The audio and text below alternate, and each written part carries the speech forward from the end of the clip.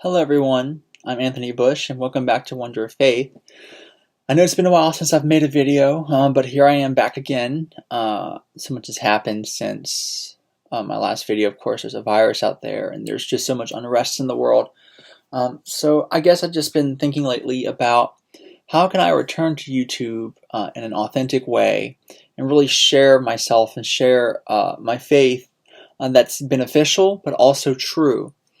And after thinking about it, I came to the decision to discontinue my previous series, so on the orders that's suspended as well as the on subjects.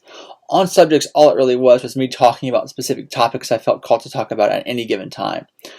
So I will continue that sort of tradition in the sense that I'm going to talk about what I call Orderia, which of course is the philosophy, theology, and thought process and system within the Catholic faith that I adhere to, that I try and base my life on and try to judge myself according to.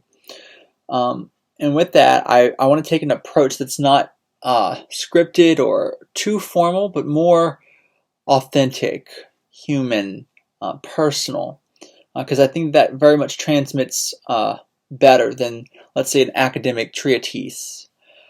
So I hope to start a series I will call Oculus. And then Oculus is an architectural feature. It is a round hole, usually in a roof or a dome, and its job was to allow light into the building. So the Parthenon, or is it the Pantheon? It's the Pantheon in Rome, has an oculus at the top in the dome.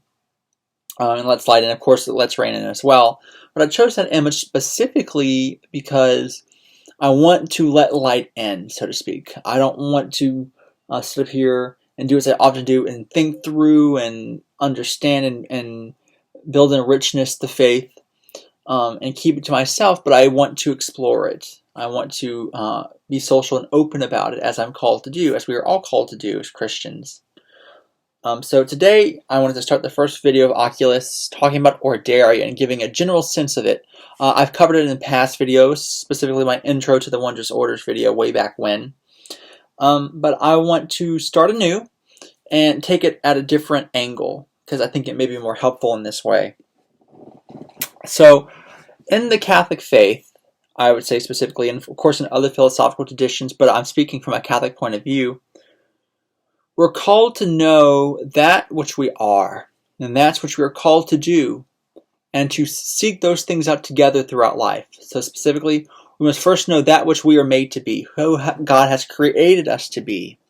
And after we've come to know ourselves in a certain point or in a certain way, we can form ourselves according to the will of God and then pursue the vocation or the job or the purpose that He has given us specifically. We all have the purpose of knowing God and unifying our hearts to His. And that never changes. That is the same for every single person. But what becomes unique of each person is their specific way in which they do this. And this deals with their job or their call to family life or single life and all these different things which can vary. So firstly, one can be a single person, one can be a married person, and one can be a person in consecrated life, or one can be a male, can be a priest. So most people, I would say, probably take the married path, right? They're called to fatherhood or motherhood as a wife or a husband to give themselves fully to another person and then bring forth new life as a family unit, vital, the bedrock of civilization, truly. There's also, of course, holy orders where a man becomes a priest or a deacon and gives himself to God in this special sacramental way, which puts him at service to the church. And then we have religious life, which is those who give themselves to a religious order or to a community, living in common together for the greater glory of God. And then you have one which I think is less talked about, which is the single life. And this is people who are called to live life not married or not in a religious order, but called uniquely by God to serve Him in some specific way that is truly theirs. And this doesn't require necessarily one of the popular institutions which many are called to. And I think it's worth valuing, and I think it's definitely a vocation. God calls people to the single life. It's not just people who miss their call or people or have failed to listen, but I think it is truly a valid and beautiful choice. And then you have those sorts of vocations. Then you have what one does, whether they are a builder or a teacher or a businessman or a politician, the various many infinite number of jobs one can have. We are called to do this, right? So a poet will not be happy necessarily being a construction manager because he or she was made for poetry, and that is what's in their heart. So of course there's always a debate to be had over how much of our life should be given to being happy and how much should be given to being practical and having sufficient funds. Of course there's always that debate, but generally a balance is good. We want both. But I bring this up because this is where Orderia sits when it comes to me, Anthony.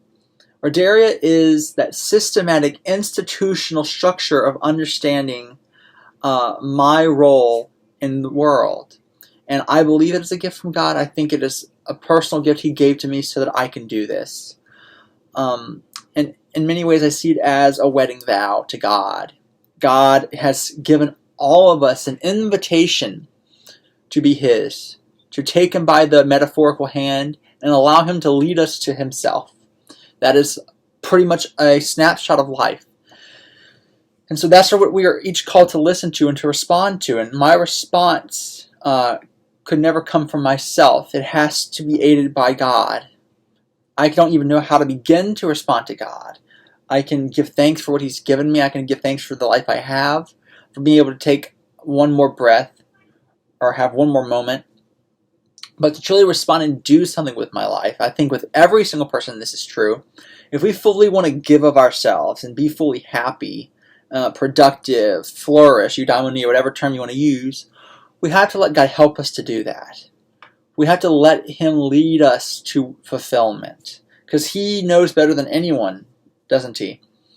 And so I think this is true of the Orderian promise. It is the system by which I operate. It is a mixture of philosophy and theology. It is a thought. It is an aim. It is a structure. It is an understanding. And through this understanding, I can then survey my life. I can survey where I'm going, who I am, who my friends are, and so on. So I think we should begin with the 4 fundamental strongholds of Orderia. I used to call them virtues, but it became kind of confusing because people thought I was referring to like Aristotelian virtue, which it is similar, but I didn't want the two can become entangled and confused because I'm speaking specifically in the Orderian framework. So the 4 strongholds, and I've talked about them before, of course, in order, are heart, doctrine, passion, and wisdom. And they have their own specific colors: red for heart, blue for doctrine, passion has orange, and wisdom has gray or silver. So I'll briefly cover each one and talk about how they give themselves to the fullness of Orderia. And then throughout the videos, I can kind of develop from there and talk about how do the strongholds affect every aspect of life. So firstly, heart is love. It is the first for a reason. God is love, right? The first act of God bringing forth existence and sharing His being with us and with all creation is an act, firstly and primarily, of love.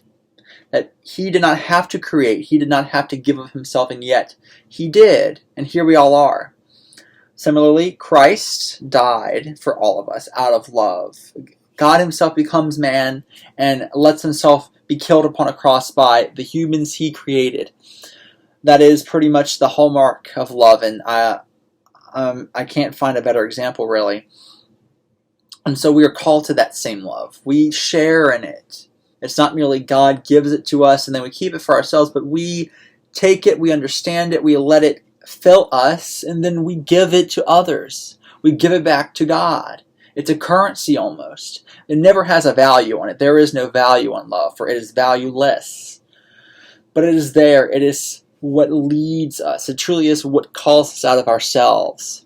And so before there can be action, there must be a call, and that is what love is. Then we move to doctrine, which I think many people without knowing it may lean heavily on. And doctrine doesn't just mean obedience, which obedience is proper to doctrine. It's knowing truth and being obedient to it and not rejecting it, not living against it. But furthermore, doctrine is about seeking the truth intellectually in life and seeing what is true. So I know many people who are scientists or philosophers or any of the very logical type of people. I would say that would be a doctrinal aspect of the person. And then we move to passion, which is once you have been called forth in love, and once you come to know what love is and come to know what is true, you can then know the self. You can have identity, and not something you created, but something you've discovered that God has put there. So by passion we mean this will, this great call and response to what God has given. And passion is important because without strong identity, without strong self-knowledge, one becomes weak. We become like the wind. We're here one minute and here the next. We become, I would say, cowardly. One becomes weak in the will, where they can't make decisions because they don't know themselves, they don't know what's good. And they become less and less a person in the sense that they don't know who they are. They're a shadow of themselves. So passion strengthens us and brings us to the fruition of who God made us to be. Strongly, confidently, and with full faith that we are pursuing what God wants us to. And finally, the last, and rightly so, is wisdom, which is this mystical, essential communion with God. Knowing God not only by the mind, but by the heart, by the soul. And through this knowing, almost in a mystical way, we become one with Him. Wisdom, in many ways, is the last of the strongholds, mainly because I would say it's the most difficult to reach. It requires the first three to get to wisdom, but also because at death, wisdom is fulfilled. Wisdom is knowing God fully and unifying oneself with Him. And of course, there's purgatory before that, or that being rejected, hell. But infinitely so thereafter is union with God. And that is the final fruit of wisdom, of knowing God, feeling God, and living one's life according to His will, and befriending Him. And so these are the four strongholds. They balance one another, and together, in hope, if we strengthen them, if we balance them correctly, holiness can be reached. Holiness can be grown within us and prosper, and then be given to others as well. And so coming to know me as a person, because I do want this to be personal, it's not just about my ideas, but my ideas inform that which I am. Coming to know me, you must know Orderia. They're one and the same. I serve Orderia. I am the servant of the wondrous orders. This is true. And that is one of my greatest and most solemn duties. But to be my friend or to know what I'm after, you must know the Orderian way. Just as you must know that I'm Catholic, you have to know Catholicism as well. Orderia does not exist without the Catholic Church, for the Church is what allows Orderia to be in the first place. I consider it a sort of subset containing myself within the Church as a whole. And so one does not come without the other. I do not come without the orders, and the orders do not come without me.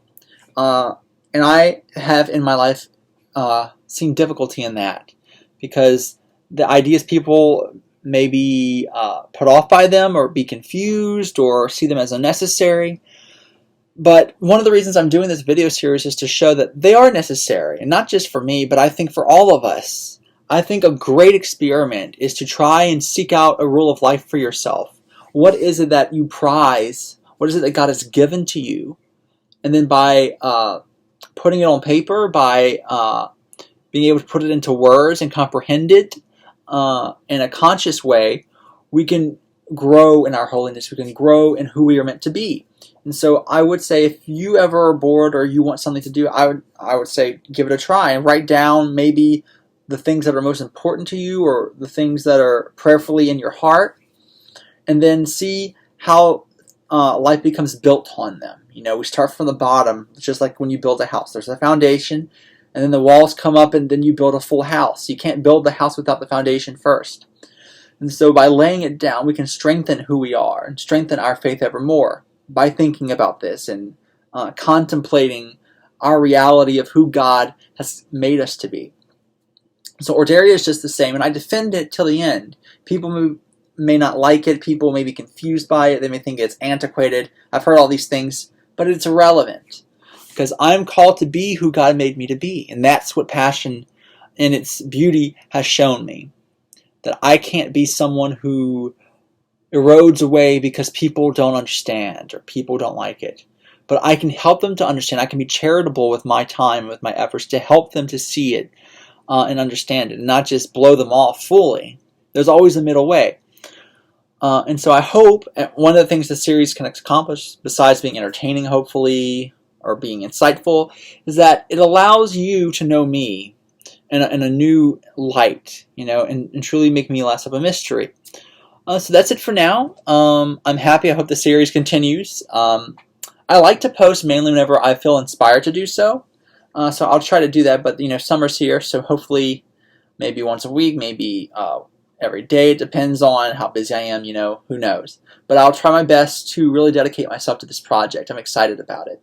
If you have any questions, any comments, you can leave them in the video below, the comment section, and I'll try to get back to you. But I thank you for starting this journey with me, and I hope it'll be a wondrous time. May you find final victory in Christ, and I'll be praying for you.